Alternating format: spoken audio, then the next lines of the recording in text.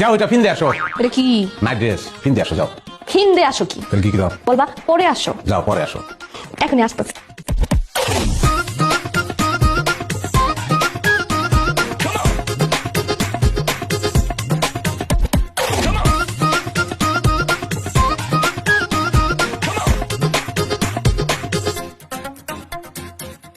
ওয়াল্লাহ, তোমার তো সেই লাগতেছে। হ্যাঁ, একদম পুরা বড়লোক লাগতেছে। দুর্ভোগী নিয়ে আমি তো বড় কি হাতের মধ্যে দেখি ভাই তাবুক খানে ভাই।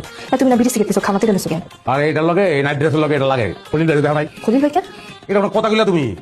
বাংলাদেশে এত বড় একটা অভিনেতা, জাত অভিনেতা, জাতের অভিনেতা খলিল ভাই, খলিলুল্লাহ খান তার পুরো নাম, চিনো না তারে?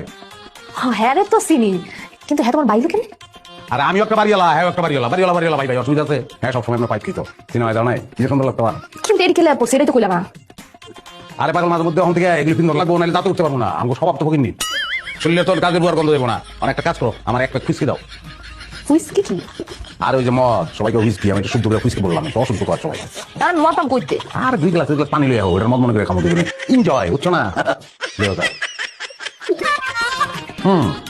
আচ্ছা তাহলে চেয়ার গ্লাসে গ্লাসে বাড়ি। হ্যাঁ চেয়ার এখন তালু হয়ে কাল কেন? আরে তালু না সব কথা কেমন আছো? তুমি ভালো আছো?